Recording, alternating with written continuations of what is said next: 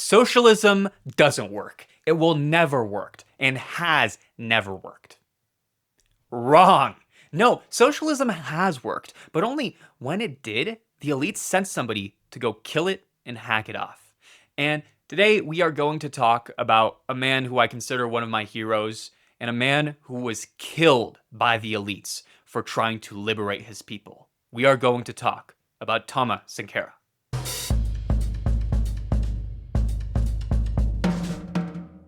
Firstly, I want to start this video with this.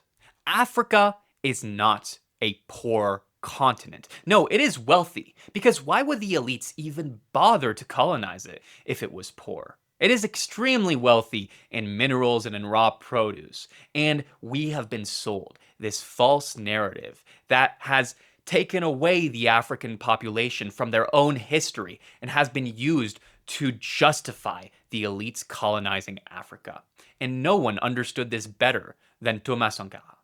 And in this video, we are going to talk about colonialism versus neo-colonialism. We are going to talk about what do you do when your entire country and economy is held hostage by a hostile elite. And we are going to talk about how the elites killed not just a person, not just a symbol of hope, but a poem of liberation, who was Thomas Sankara.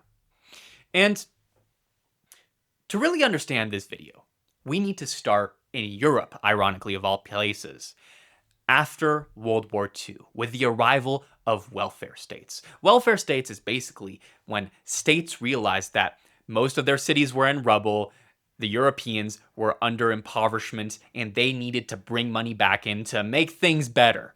And basically, in Africa at that time, the mother countries who held colonies start to realize that they are losing their grasp on the African colonies. The African colonies are costing too much manpower, too much money to keep stability. And no one really understands this better than France, because France does something which is a little bit nefarious. Well, very nefarious, actually. And they say, we will give you your independence. We don't want a revolution. But you know what? We will give you your independence only if you sign these contracts of agreement, giving us the right to your minerals, to your raw produce, and giving us the ability to station military.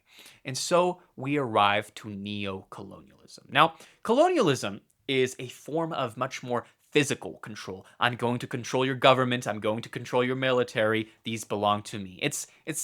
It's fully there. Neocolonialism, on the other hand, is much more economic. It's much more invisible to the naked eye, and it still is happening today. We are seeing it with the US. We are seeing it throughout the world. We are seeing it with Zionism. And Thomas Sankara really understands this. And between 1983 to 1987, the Upper Volta, a small country in the continent of Africa, would make huge proclamations of liberation.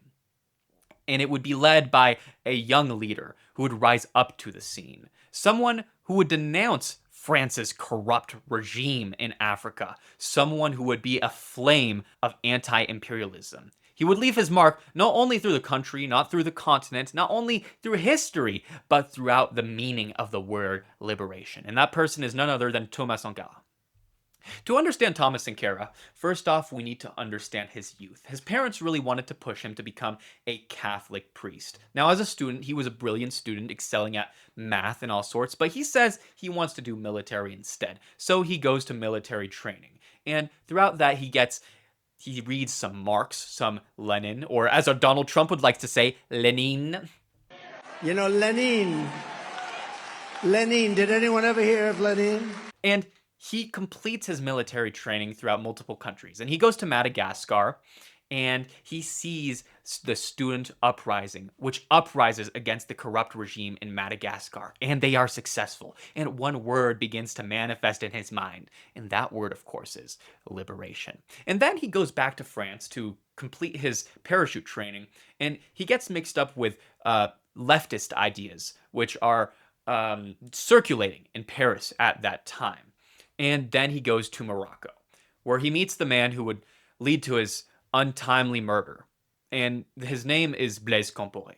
Now, at that time, they are best friends, ironically, of all sorts. And basically, they go back to Burkina Faso, or the Upper Volta at that time, and quickly, Thomas Sankara becomes a staunch grassroots candidate, and he becomes dangerous for the president of the Upper Volta, who does not like his radical leftist ideas, and he becomes a threat to that. And because the president of the Upper Volta at that time is heavily in allegiance with France, and they contribute economically. And so the president of the Upper Volta imprisons Thomas Sankara. But his friend Blaise Compaoré frees him, and they successfully overthrow the corrupt regime of the president of the Upper Volta. Thomas Sankara becomes the president, and he renames this country, instead of the Upper Volta, Burkina Faso, or in other words, the country of the upright man. It's a beautiful word, and that really basically solidifies his progressive regime, and it becomes an ongoing revolution. And now we need to understand his coup, why his authoritarianism was almost justified, because at that time, Europe had control of most of Africa's colonies through neocolonialism. But what do you do when your entire market is held hostage? And if you keep with the market, you know that your people are just going to keep suffering. You know that there are children who are going to starve to death. You know that there are mothers who are going to lose their homes. You know that it's going to be downright shit. So what do you do? Well, he abolished any other political parties through which France could instill corruption. He bans the corrupt unions, and he establishes radical progressivism as an ideal. Now, this is where he does wonderful things, and it pisses off almost everyone who is an elite. And one of his first actions is to lower the salaries of all politicians, including his, by the way. That pisses off any corrupt politician. He's like, go, go, go. If you don't want your lower salary, you shouldn't even be here in the first place.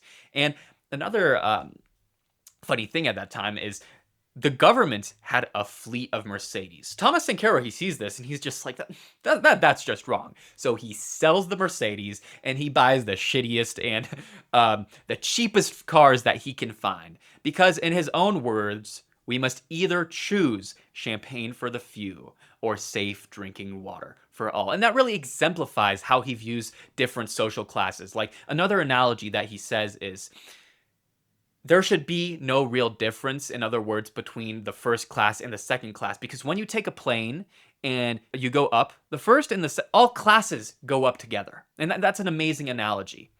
And although he is socialist, he doesn't fully end the market. Rather, he uses socialism to bring power back to the people in a market that was held hostage by corporations that were funneling all the money from Burkina Faso back to France. And he nationalizes all the lands and gives them from the feudal elites, and he gives them back to the lower classes. He has a national monopoly on the mining reserves, and he still supports some private sectors of the economy. And what he even does is he tries to boost up the textile industry. At that time, a lot of the imports from the textile industry came from America.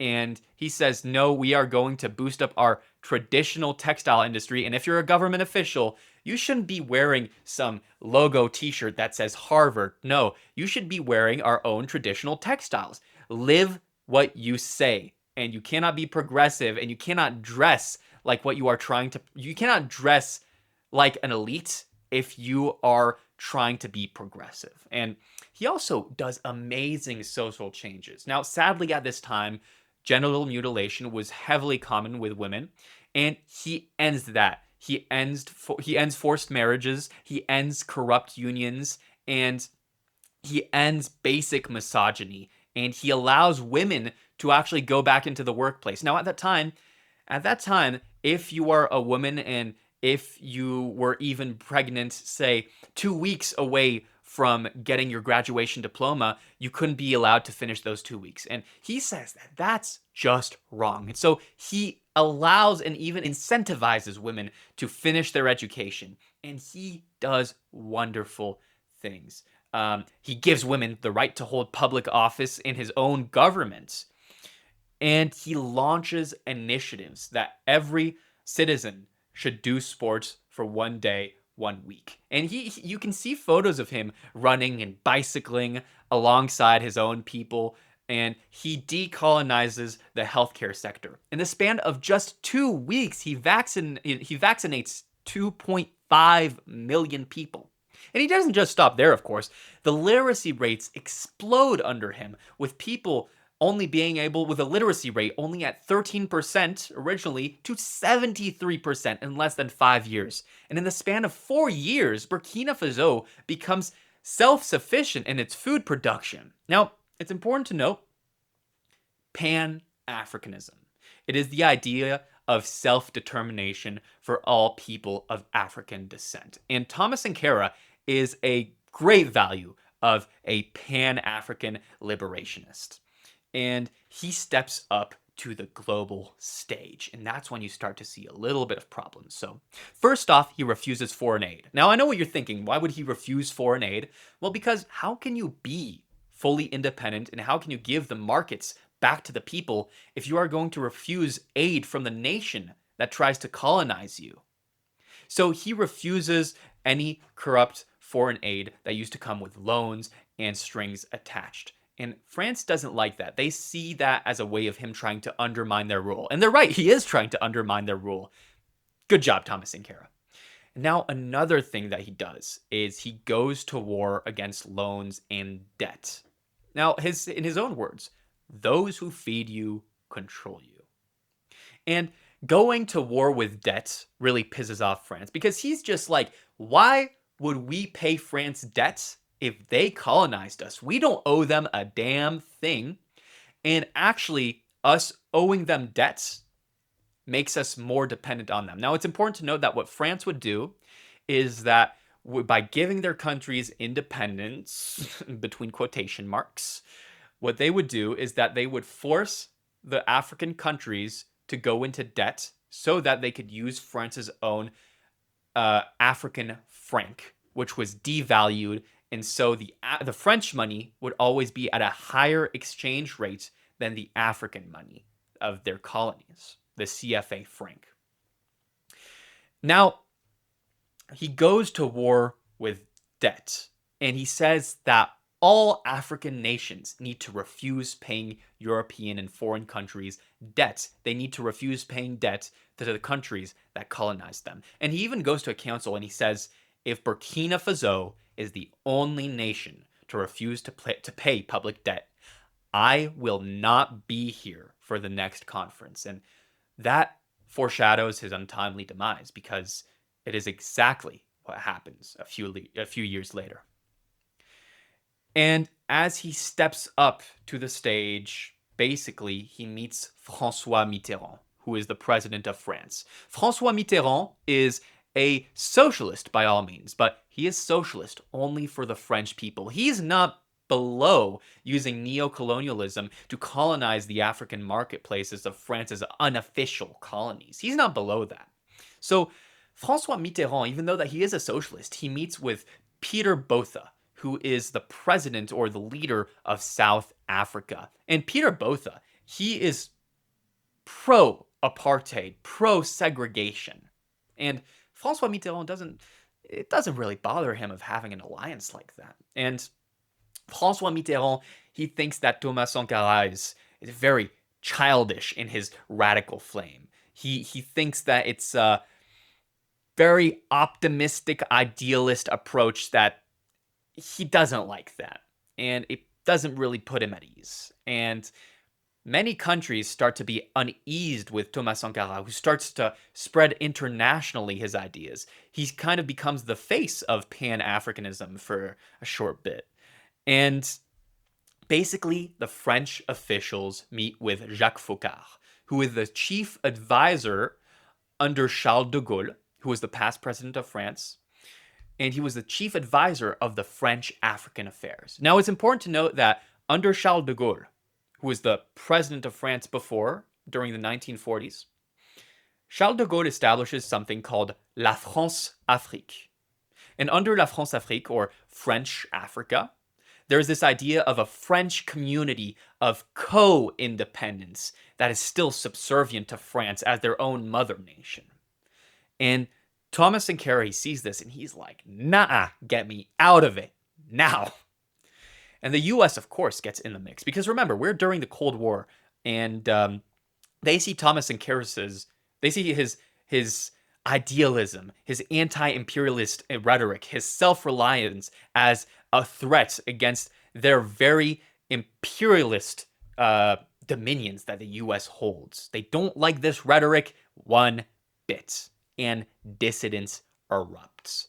Sankara's revolution becomes fractured. On one side, there's Thomas Sankara, who is the radical, idealist, equal opportunist, feminist fighter for all.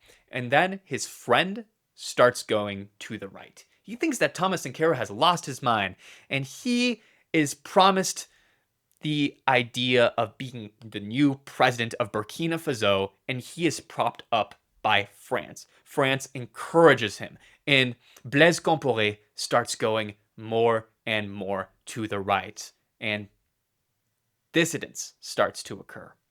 And the advisors of Sankara starts to tell him that Blaise Compaoré, his best friend, is going to betray him. But Sankara says with integrity, one doesn't betray friendship on a doubt.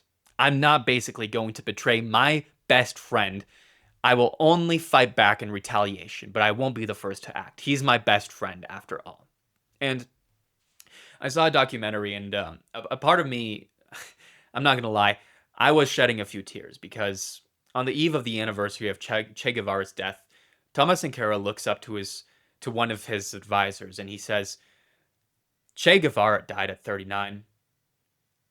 Will I even get to live till 39? And it's very sad because this foreshadows. I'm sorry. Thomas Sankara, he's my Roman Empire.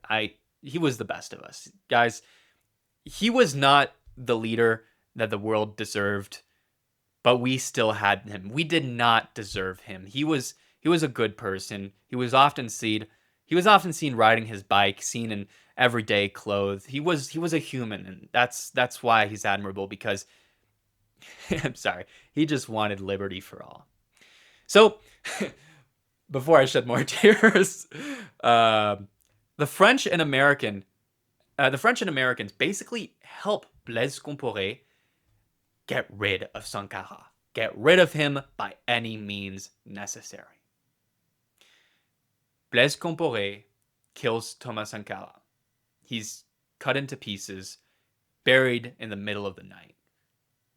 And, of course, right after that, Blaise Compaoré starts doing smear campaigns against Sankara, saying that Sankara used his position to gain money. And overnight documents disappear. And there's documents that France has documenting this that they still haven't damn fucking released. And I'm sorry, this is just wrong. The fact that I'm at a loss of words. And to understand Sankara, we need to understand this. He was a charismatic leader, not in the toxic sense, not in the loud, boisterous sense, but as a quote would best say, charisma has come to mean, especially in politics, a special quality of leadership that captures popular imagination and inspires unwavering allegiance, confidence, and devotion to the people. That was Thomas Sankara. He was a man of the people. He was an anti-Zionist, anti-imperialist, pro-liberation, pro-self-determinationist, and he died how he lived. Thomas Sankara died as a human. He didn't want to be deified. He didn't want people to hang his photos.